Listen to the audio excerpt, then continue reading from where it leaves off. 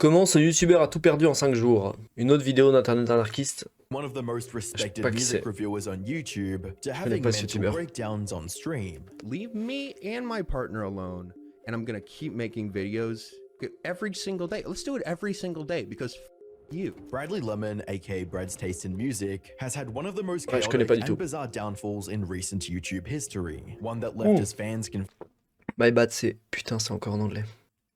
One of the most chaotic and bizarre downfalls in recent YouTube history. One that left his fans confused, concerned, and angry at the same time. Hi, I'm the Internet Anarchist. I create weekly YouTube documentaries, and today we'll be looking into the unfortunate demise of Brad Taste in Music, how a series of bad decisions and poor responses broke down his public image and turned him into a lol cow. Brad began his YouTube career in March of 2017. Une lol cow. with the meme song Il a dit que ça l'avait transformé en lol cow. Les lol cow sur internet, c'est en gros des personnalités qui sont connues parce que les gens se foutent de leur gueule. Il y en a plusieurs comme ça qui sont très connus en vrai sur internet. On a Christian, qui en aurait d'autres comme lol cow vraiment très célèbre. Nico Cado Avocado, c'est une lol cow par exemple. C'est des gens en fait qui sont très connus et qui en fait ont beaucoup de vues et tout, hein. Mais sauf qu'en fait la plupart de ces vues c'est des gens qui se foutent de leur gueule en fait. Parce que c'est trop drôle de se foutre de leur gueule et tout. Et qu'en fait chaque fois que tu te fous de leur gueule, ils réagissent et ils te répondent machin. Et du coup c'est ça les lolcows sur internet. about Eminem. Il y en a pas mal, hein. Hi, my name is Eminem. Your girl wanted Eminem, so I gave her Eminem. This didn't go super viral, but it still performed well enough to encourage Brad to continue making videos. But instead of sticking to memes, Brad quickly transitioned into posting album reviews. Chaque quête Oh, a besoin d'un défi à relever.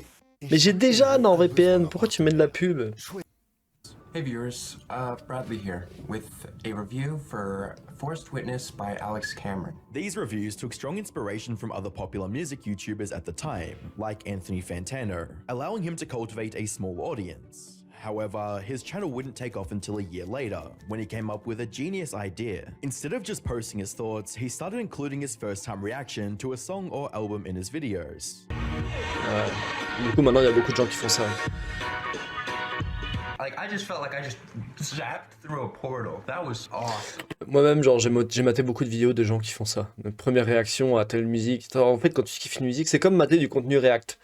Genre, tu peux avoir vu une vidéo et t'as quand même envie de voir quelqu'un qui réagit à cette vidéo, en fait, parce que t'as envie d'avoir l'avis de la personne. Et le contenu réaction à la première écoute d'un album ou ce genre de truc, c'est la même chose. Moi, j'aime bien mater des ricains ou des Anglais, en gros, qui écoutent de la musique française pour la première fois en lisant les paroles traduites et enfin des rappeurs souvent et du coup ils prennent une claque par rapport à ce qu'ils écrivent. Enfin j'aime bien, je trouve ça c'est je saurais pas expliquer, c'est vraiment pour avoir l'avis de la personne en face quoi, et souvent t'as envie que la personne kiffe autant que t'as kiffé quoi. En fait ça te permet de revivre ta première découverte de quelque chose à travers les yeux de quelqu'un d'autre. Je pense que c'est ça l'explication. His viewers found this new format to be a lot more engaging than the plain reviews. And then, in April of 2018, Brad's channel saw its first viral video. His reaction to the Black Parade album, My Chemical Romance, became incredibly popular, racking up hundreds of thousands of views. By 2019, he had gained over 40,000 subscribers, and this number increased to over 100,000 subscribers just 2 years later. During this time, he also started taking YouTube a lot more seriously, and even dropped out of college to pursue his online career. And to further expand and monetize his content, he started live streaming as well. This was a great move, as these streams quickly became the biggest source of income for his channel. Putain, j'avoue que c'est propre, attends, des 30 000 vues sur un stream, 35 000 vues sur un stream, 41 000 vues, c'est 80 000 vues sur un stream. C'est un paquet de vues pour des streams. Looking back, however, it's obvious that these streams were also the beginning of his eventual downfall. You see, live streams allowed viewers to request reviews of certain albums. But instead of just fulfilling these demands, Brad came up with a clever monetization scheme. Put simply, viewers had to donate up to $400 for Brad to consider their request. This, combined with the earnings from his regular videos, meant that Brad was raking in huge amounts every month. And that's where everything started going downhill. As time went on, viewers started noticing some odd behavior from Brad. He was streaming almost every day, being his usual self. But something felt off about his demeanor. The truth came out in January of 2022, when Brad uploaded a video titled, "I've been turning around my life." In this video, Brad came clean about his severe weed addiction and how sitting in front of a computer all day was ruining his mental health. I had a bad weed addiction, I discovered weed, and it was just like it felt like it gave me a new life, and by that I mean I forgot everything that happened beforehand. And Je pense que l'addiction à la weed, c'est pas une vraie addiction. Je pense que quand t'es addict à la weed, en fait, t'es mentalement addict à la weed et t'es pas physiquement addict à la weed. Y a aucun composé addictif dans la weed. Tu peux être accro au tabac que tu mets avec ta weed, mais tu peux pas être accro à la weed. T'es accro mentalement à la weed ou parce qu'en fait, t'es pas bien dans ta vie, donc t'as besoin d'un truc qui te permet de genre d'oublier ou quoi que ce soit, quoi. Mais en gros, je dirais que l'addiction à la weed, ce serait genre similaire à. Du coup, de dire que c'est pas une vraie addiction, c'est un peu abusé, mais genre. Ce serait similaire à genre une addiction aux réseaux sociaux, ou une addiction aux jeux vidéo. En gros, c'est pour moi une addiction que tu peux pas du tout mettre au même niveau qu'une addiction physique à l'alcool, au tabac, à l'héroïne, à la cocaïne, au sucre, ce genre de choses, quoi. C'est vraiment, pour moi, c'est une case vraiment à part, quoi. C'est des addictions plus, comment dire, psychologiques, quoi. C'est des trucs, ça joue sur des systèmes de récompense dans ton cerveau, en gros, quoi. Ce qui est un peu le concept de l'addiction, mais sauf que là, pour le coup, il n'y a pas d'addiction physique, il n'y a pas de vrai manque physique, quoi. Quand t'arrêtes ce genre de choses, c'est plus... et si t'as des répercussions physiques, en fait, c'est ton cerveau qui les crée sur ton corps. Je sais pas si je suis clair. became really isolated, and it felt like I was living on a different planet.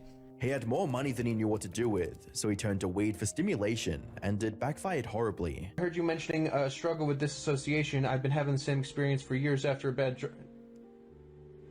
I appreciate that. Ou alors, et c'est probablement le cas, il est probablement en dépression.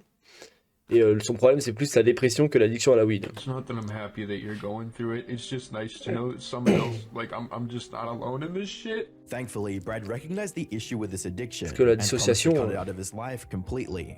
Pas lié à la weed, quoi. Right now I'm about 5 months clean, which is awesome.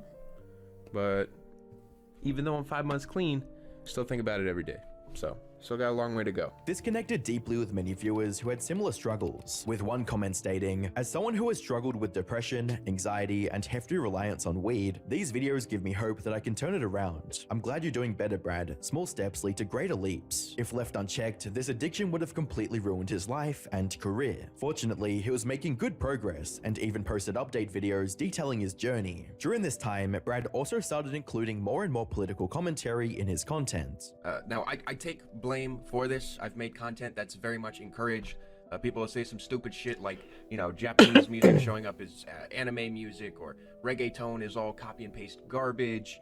Another one being there's a lot of Asian hate casually just thrown in the mix as well. Most of his opinions. Ouais, surtout s'il parle, parce que là je sais pas à quelle époque il parle, mais genre si, parce que tout à l'heure on était en 2022, donc si on est aux alentours encore de 2021-2022 à peu près, j'avoue que la haine des Asiatiques c'était un sacré délire à cette époque-là à cause du Covid et tout. Like the ones about people writing off music simply because of its originating country were fairly valid and level-headed. And because of his good takes, many of his fans started paying attention to his political views, even more than his musical opinions. Unfortunately, this ended up having horrible consequences for Brad's online reputation. It all started in June of 2024, when Brad Le problème quand tu parles de politique, c'est que bah il y a beaucoup de gens, ça divise beaucoup la politique, donc il y a beaucoup de gens qui sont pas d'accord avec toi, quoi.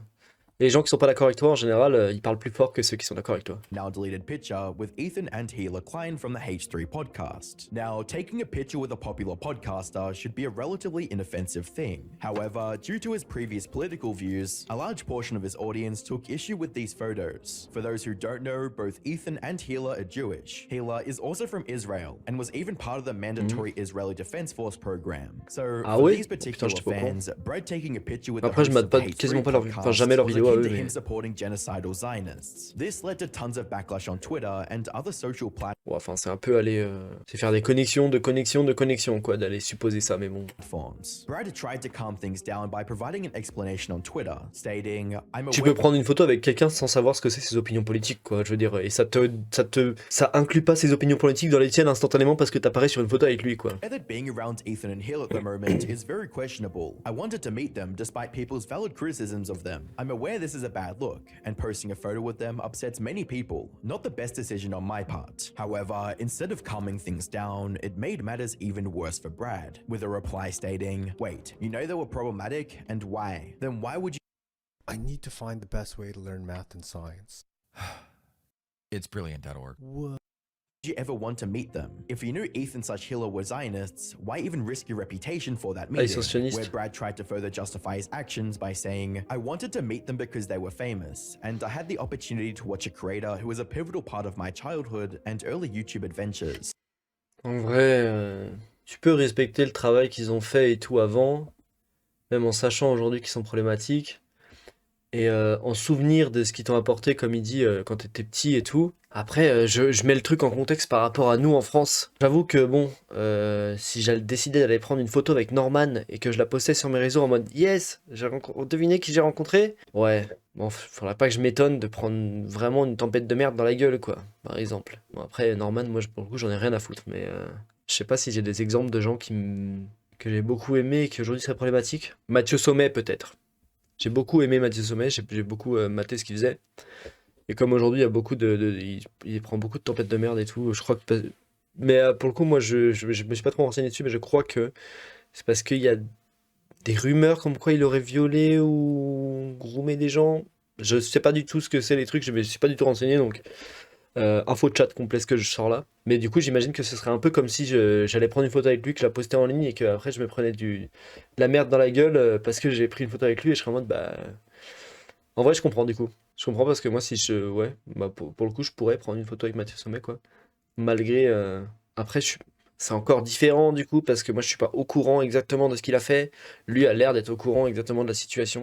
He also made a series of tweets voicing his support for Palestine, stating, "What's happening right now in Palestine is awful beyond comprehension, and I finally understand why it's been so hard for me to speak about it. I said that I stayed quiet because I didn't know enough, but truthfully, I felt like I couldn't listen. Members of my family have died at the hands of Hamas, and it honestly has been one of the hardest situations I've ever been presented. I understand why people are upset, and I want to make it very clear that I stand with the people of Palestine. I haven't talked to many of my family members in months, because they believe Israel's horrific actions are justified. I know they are not. Israel is committing genocide against the Palestinian people. I'm going mais c'est très récent du coup tout ça. Bon après non, le génocide d'Israël contre les Palestiniens c'est pas récent, mais le fait que cette situation dégénère de ouf et commence à être vue dans l'œil du public de manière plus globale, j'ai l'impression que quand même c'est plus récent quoi.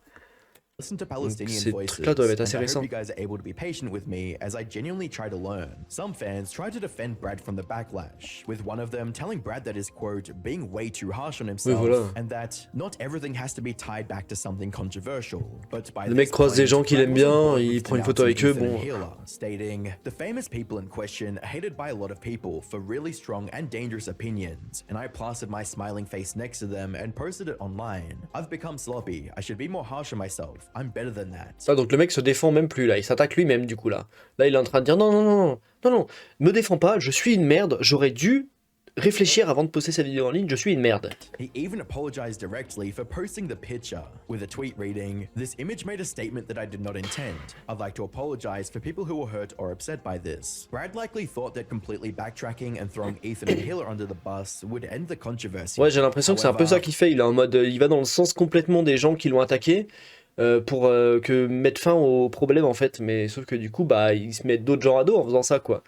Donc les gens qui étaient de son côté à la base, du coup maintenant ils sont plus de son côté quoi. Et probablement que ceux qui l'ont attaqué à la base, ils sont pas devenus de son côté, ils pensent toujours que c'est un con. Donc c'est juste créer plus d'ennemis. This is because Ethan would respond on his Instagram, where he called out Brad for declaring him to be a genocidal Zionist without doing any research on his actual views regarding the Israel-Palestine situation. Attends, qu'est-ce qu'il raconte là? Genocidal Zionist. Parce que je suis un sioniste, qu'est-ce que ça veut dire? À tous ceux qui utilisent ce mot comme une insulte, ça veut juste dire que n'importe qui croit qu'Israël a le droit de continuer d'exister, ça veut pas dire ça, mais bon. Selon certains des sondages récents, ça inclurait 90% de la population juive du monde. Ça veut dire que Brad, ici, aurait besoin de s'excuser de prendre cette photo avec 9 juifs sur 10, ok. Alors pour moi, sioniste, ça veut pas dire que tu penses qu'Israël a le droit de continuer d'exister, enfin si, d'une certaine manière, mais si tu penses que la politique d'Israël, qui est que c'est un pays qui ne doit accueillir que des juifs et uniquement des juifs et aucune autre religion ou race, doit exister dans Israël, c'est ça pour moi le sionisme. Et donc pour moi ça c'est être raciste en fait. Et plus. Donc penser que ça c'est ok. Without doing any research on his actual views regarding the Moi je vois un problème Israel-Palestine là-dedans en tout cas, mais bon. This divided the internet even further, with one group supporting Brad's decision to go against the H3 podcast hosts, and the other criticizing him for not having a concrete stance on the matter. And this was starting to destroy Brad's mental health, leading to a breakdown on Instagram. Reading, I genuinely don't understand how anyone is supposed to handle the amount of noise that comes from having any opinion. I think I've seen every single side of the situation be mad at me for a different reason. I'm either doing too much or not doing enough. Mais c'est exactement ça, en fait, il s'est excusé. Il se faisait attaquer, c'est ce que je disais, il se faisait attaquer par des mecs, il s'est excusé en attaquant l'autre camp, et du coup, bah, le camp qu'il attaquait à la base, il le trouve pas plus cool pour autant, donc il continue de l'attaquer, et le camp qu'il a attaqué, bah, son camp, du coup, qu'il a attaqué, bah, maintenant, il l'aime plus non plus, donc il y a tout le monde qui le déteste. And trying to make everyone happy is killing me. Unfortunately for Brad, this was only the beginning of his troubles. In July 2024, Brad would make another massive mistake when he promoted a small content creator by the name of Rose Malay on his community tab, with a post reading, "Rose is a creator who I've known for a long time, and they are making huge improvements as a content creator and a person as of recently, and it's worth watching their work. They recently made a fantastic video listening to tons of bad music, and now they have a sample video in the same style. It's fantastic, and clearly a ton of work was placed into it. On the surface, her channel looked relatively harmless. However, a single look at her previous Twitter posts tells a completely different story, with horrendous... What the fuck? What? C'est une femme qui écrit ça en plus. Le consentement est stupide. Le viol est naturel et nécessaire pour le bien-être mental pour le bien-être de la société. Pourquoi le monde moderne est si misérable? Parce que des violeurs sont traités comme des criminels au lieu d'être chéris pour leur masculinité. Mistakes like consent is stupid. Wow. It's natural and necessary for a happy and healthy society. Why is the modern world so miserable? Because they're treated as criminals instead of cherished for their masculinity. In another tweet, she even defended bestiality, claiming she doesn't know why it's illegal. With a tweet reading, "I don't understand why it's illegal for a dog to lick my blank when..." Mais what the fuck, ça n'a aucun rapport. Mais elle est complètement tarée. Elle comprend pas pourquoi c'est illégal que son chien lèche sa chatte, alors que des hommes gays peuvent se sucer la tub l'un l'autre sans que ce soit un problème. Genre, ah non, c'est qu'ils peuvent se lécher le cul l'un l'autre en permanence sans que ce soit un problème et en étant légal. Bah, le consentement, mais bon, après c'est vrai que vu le tweet d'avant, elle croit pas en la notion du consentement, donc je comprends que ce soit un peu brouillon pour elle, du coup, la notion du consentement des animaux, quoi. Je peux voir, je comprends.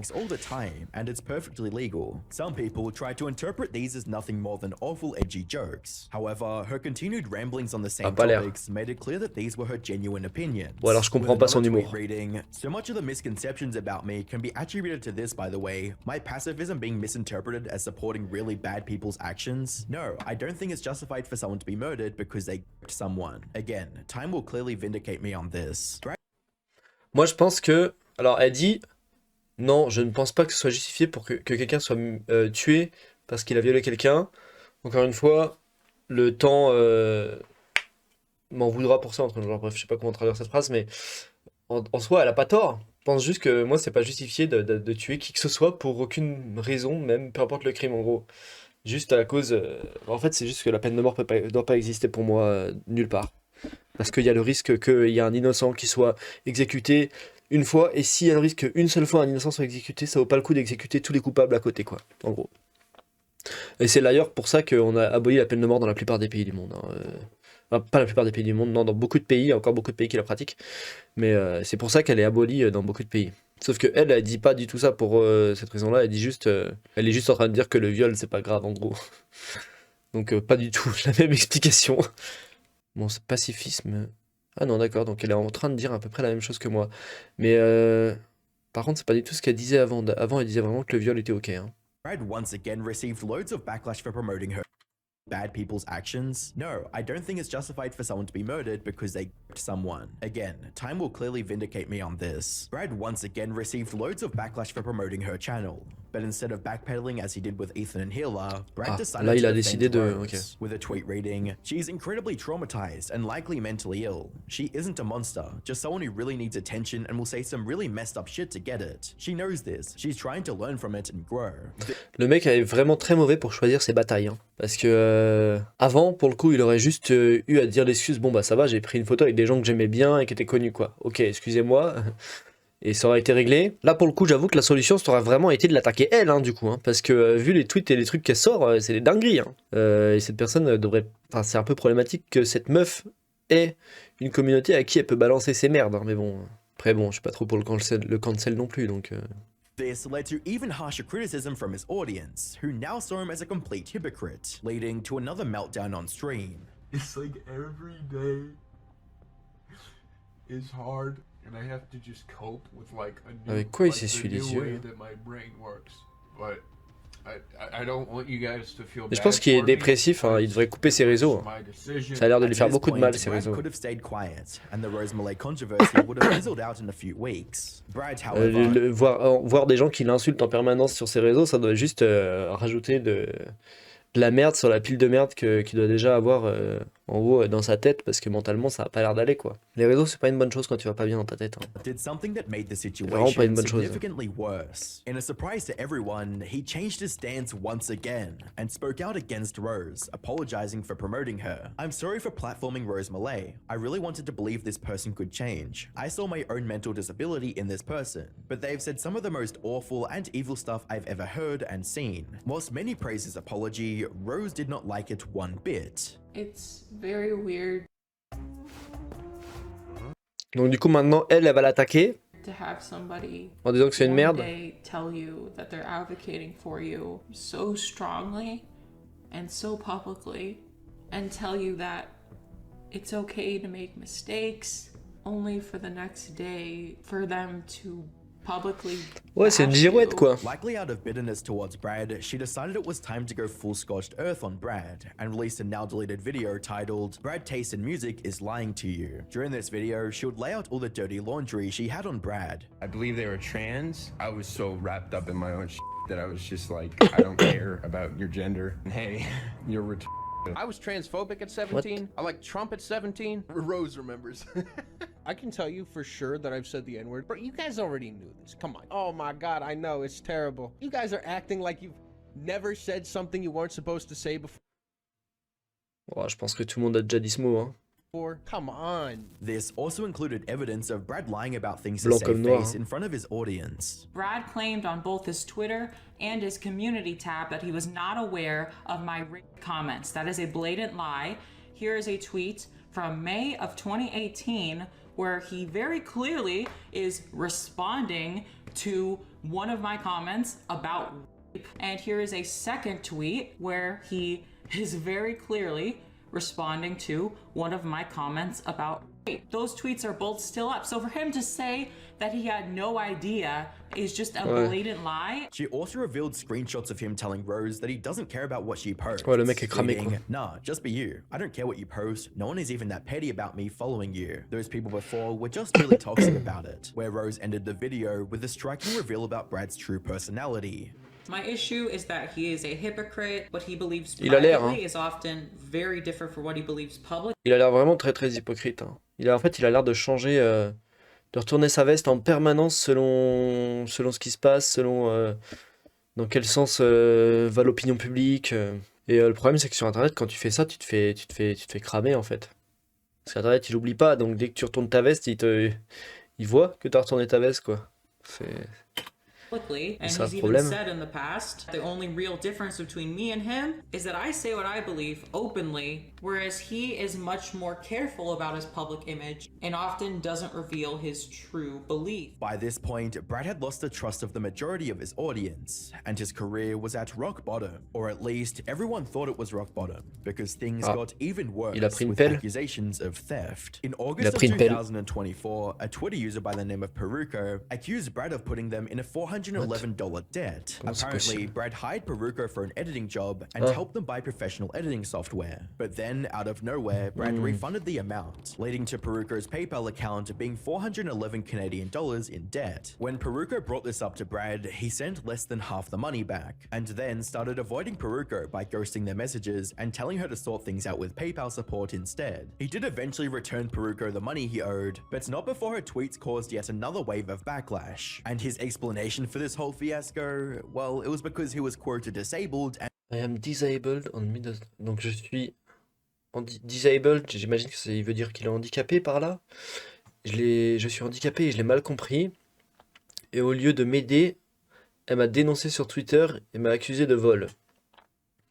Bah mec, non mais attends. Le mec il sort la carte des handicapés maintenant. Tu l'embauches pour faire un boulot et tu retires, tu lui envoies des thunes et ensuite tu les récupères les thunes. Alors que tu lui as demandé toi-même d'acheter des trucs pour le boulot que tu lui as demandé de faire. Il y a peut-être eu une incompréhension, mais elle a raison d'avoir affiché le mec sur Twitter, wesh. C'est elle qui est dans la merde financièrement à cause de lui, donc c'est pas son problème si lui il a pas compris quelque chose ou quoi que ce soit. Écoute, il embauche la meuf, putain c'est... La carte de l'handicapé vraiment qui est sortie là. And misunderstood. He further clarified that he refunded Peruko because his glasses were broken and he has poor reading comprehension. How the two things are related. Je comprends. Non, oui. Comment c'est... Quel rapport? Quel rapport entre le fait que ses lunettes soient pétées et qu'il a du mal à comprendre ce qu'il lit et le fait qu'il a remboursé un virement qu'il a envoyé à une meuf? Pour quelle raison il aurait pu décider subitement de rembourser, de se faire récupérer les thunes qu'il lui a envoyées, quoi?